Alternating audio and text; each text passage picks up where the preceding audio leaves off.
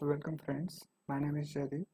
So today we are going to view a short chess game played in Paris in 1859. The opening is called Vienna Opening. So white player starts with the move e4, opening up the lines for the bishop and queen. Similar played is by the black player, and then we have a bishop to c4 move followed by knight to f6. So black is threatening to attack the pawn on e4.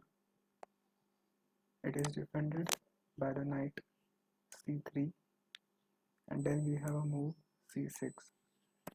In today's modern chess, we see knight to c6 as a preferred move, but at that time c6 was a conventional move, which is also, I would say, not a bad move. Then we have a d3, strengthening the center, and a move b5. So basically, black is trying to have white to make more bishop moves and gain some space at the queen side. Then we have a5, trying to make a4 and trap the bishop. To avoid that, white plays the move a4 himself. Instead of capturing the pawn on a4, black decides it's better to have the move b4 and to gain more space. White makes the move knight to a2. Here knight to e2 is also playable because now after the knight to a2, it's kind of a bad move. The knight is kind of blocked, and whenever the knight is at the corner, knight has very limited moves, so it's better to avoid knight moves like this. Then we have a move d5, striking up in the center. So most of the chess games are focused towards center, and it leads to an advantage if we have a control over the central squares. So the move d5 is good over here.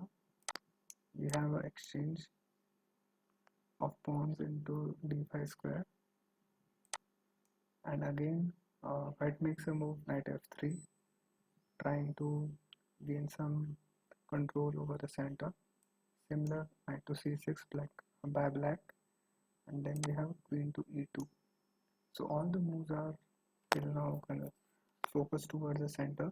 So we are just into the opening game, and that's why uh, both the players are trying to make some moves towards the center and develop the piece.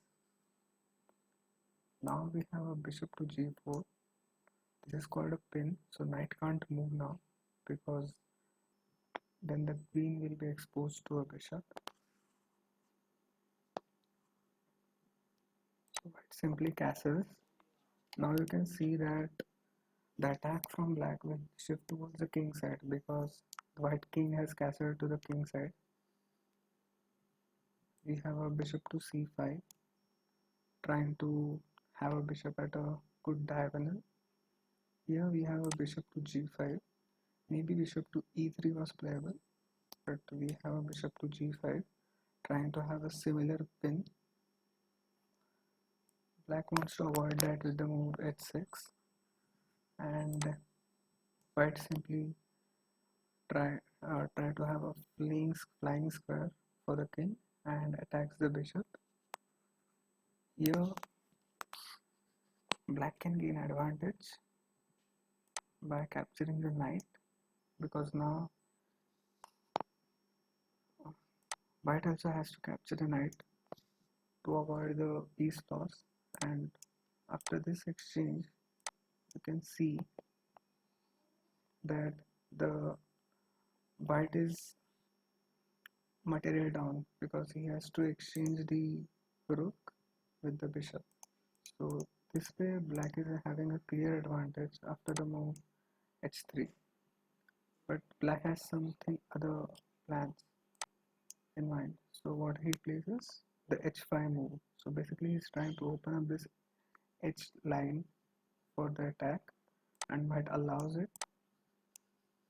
So it's quite a tricky situation because You have to very deeply analyze the position before allowing something. And now you can see that black has a clear attack on the h file. So we will see how black can initiate a mating threats with this opened h line. So now the knight is attacked because we had an exchange at the g4 square. So knight now moves to the e5 square. Now white also has opportunity with the open line to gain some advantage with the attacks on black king. Here we have a knight to d4 trying to attack the queen. So if we have a discovered check, black can directly capture the king. So sorry, capture the queen. So white moves to the even square and the queen is safe now and the threat remains of a discovered attack. So here I'll give you a minute to see. You can just pause the video and think what will be the best move for black. It's a quite tactical move. So I'll just if you have found it move, congrats. So here black makes a move knight to e4, allowing white to capture the queen. So here white can gain clear advantage by capturing a queen. He's already a piece up because the bishop was sacrificed at g4 earlier. So white decides to capture the queen, and now we have some mating patterns over here. So first, the very good move by the black player is knight to g3, trying to use the advantage of open h file and have a mate at rook to h1. So to avoid this mate, white really don't have many options. First, he try to give a check with the knight to c6 move, the discovered check, and then the black player makes the move knight to e2. The check is avoided now, and there is a check on white king as well. So to avoid a check, white either has to kill the checker or move the king. So king can't move, so queen has to capture the knight, and then knight takes e2 wins the game. That is a checkmate because white king couldn't move anywhere. So you can see that the tactic worked here. This queen sacrifice, because there was no way that this queen sacrifice could have been avoided by white. Say white player tries to avoid this queen sacrifice, then he will end up in trouble. Like say instead of capturing the queen, white has really no good options in the position. Like he has the option to capture this thing, but still because of this diagonal, because this diagonal is blocked, white really doesn't have much attacking patterns over here, and eventually the h line is going to give up into black. So that's how it was a very short 19 move game where we saw that this queen sacrifice did work. So whenever we have such sharp lines in Vienna game position, we have to be extra careful while opening up this diagonal. So this was a quite small mating pattern, how we can have a rook on open file combined with the bishop and knight to have the mating things.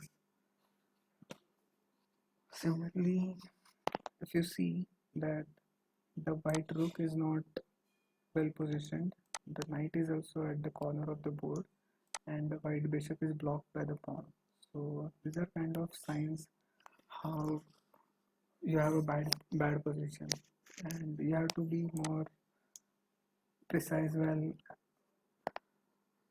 positioning your pieces. Like in this case, even the black king is in open file, still the pawn is avoiding the white having a good diagonal attack, and then we had the position of two knights which combinedly defended the black king as well as help to checkmate the white king. Thanks a lot for watching this short video. I'll be coming up with more similar videos as well as some advanced level chess tactical videos. Thanks a lot for viewing this video and please do like and subscribe.